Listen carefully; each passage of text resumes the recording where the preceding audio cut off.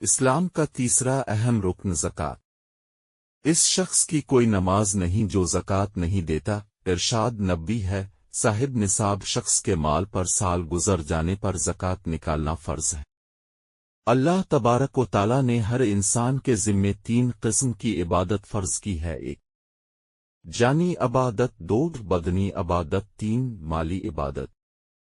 زکوٰۃ مالی عبادت کا نام ہے۔ حدیث شریف میں اسلام کے 5 بنیادی ارکان بتلائے گئے ہیں، جس میں ایک اہم رکن زکوٰۃ ہے۔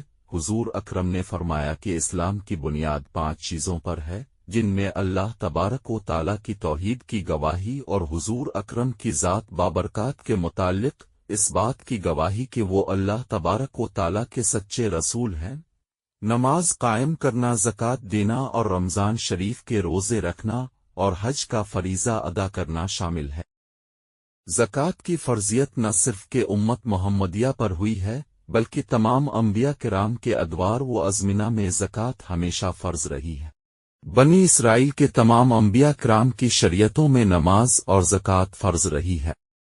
حضرت عیسیٰ علیہ السلام نے جب اپنی والدہ کی گود میں کلام کیا تو فرمایا، ترجمہ: میرے اللہ نے مجھے حکم دیا ہے کہ میں اس کی نماز پڑھوں اور زکوٰۃ ادا کروں جب تک کہ میں زندہ ہوں۔ اللہ تبارک و تعالی نے قرآن کریم میں تمام انبیاء کرام کو نماز کا ایک اجتماعی حکم دیا۔ ترجمہ: اور ہم نے تمام انبیاء کرام کو بذریعہ وحی حکم دیا تمام اچھے کاموں کے کرنے کا اور نماز پڑھنے کا اور زکوٰۃ دینے کا۔ قرآن کریم میں اللہ تبارک و تعالی اپنے پیارے پیغمبر کو ارشاد فرما رہے ہیں، ترجمہ: کہ میرے پیارے پیغمبر اپنے اصحاب کے مال سے صدقہ یعنی زکوٰۃ وصول کیجیے اور ان کے مالوں کو پاک کر دیجیے۔ زکوٰۃ کا دوسرا معنی بڑھانا ہے۔ پیارے نبی کا ارشاد عالی ہے، زکوٰۃ قنطر الاسلام یعنی زکوٰۃ اسلام کا خزانہ ہے۔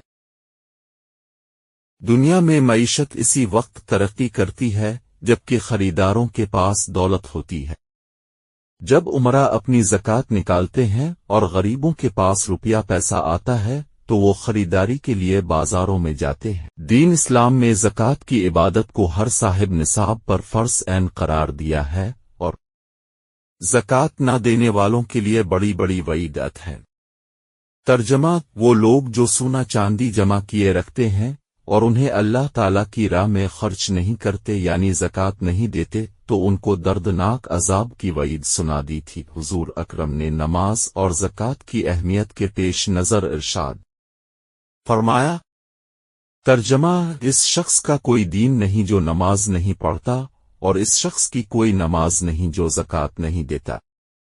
زکوٰۃ کا نصاب یہ ہے، اگر کسی شخص کے پاس 7.5 تولے سونا، 52 تولے چاندی ہو یا اسی مالیت کے کرنسی نوٹ ہوں یا سامان تجارت ہو یا ضرورت سے زائد اتنی مالیت کا سامان موجود ہو تو اسے صاحب نصاب کہتے ہیں۔ اس پر زکوٰۃ فرض ہو جائے گی اور سال گزرنے پر 40واں حصہ اللہ تبارک و تعالی کی راہ میں خرچ کرنا فرض ہو جائے گا۔ وہ حصہ جو نکلے گا اسے درج ذیل مستحقین پر خرچ کیا جائے گا۔ یہ صدقات یعنی زکوٰۃ اور صدقات واجبہ نافلہ، فقراء، مساکین، عاملین اور مولف القلوب غلاموں کو آزادی حاصل کرنے مقروض لوگوں اور اللہ تعالی کی راہ میں نکلے ہوئے لوگوں اور مسافروں کے لیے ہے۔ ادائیگی زکوٰۃ کے بہت سے اسرار و مسالے ہیں۔ زکوٰۃ سے تزکیہ نفس ہوتا ہے۔ زکوٰۃ دولت کی بیماریوں کا علاج ہے۔ زکوٰۃ کے بہت سے معاشرتی فائدے ہیں۔ زکوٰۃ گداگری کے خاتمہ کا بھی ذریعہ ہے۔ زکوٰۃ ایک بہترین معاشی محرک ہے۔ زکوٰۃ سے ذخیرہ اندوزی کا بھی خاتمہ ہوتا ہے۔ زکوٰۃ غیر فطری معاشی عدم مساوات کا بھی خاتمہ کرتی ہے۔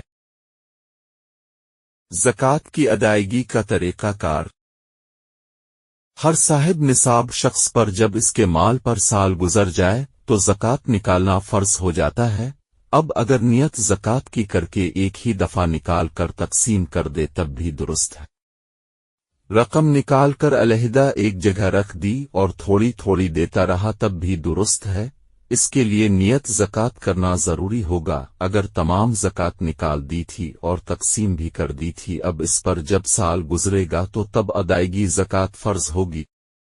ایک شخص زکات دے چکا تھا اور اسے کوئی بہت اہم جگہ ضرورت والی نظر آ گئی، تو اب وہ اگلے سال کی جو زکات نکلنے کی توقع ہے پیشگی نیت کر کے اس وقت بھی دے سکتا ہے۔ دینی مدارس کے طلباء کے لیے مدارس میں بالضرور زکات جمع کرائیں۔ اس مصرف پر خرچ کرنا بہت بڑے اجر کی بات ہے۔ اللہ تبارک و تعالی ہمیں عمل کرنے کی توفیق عطا فرمائے۔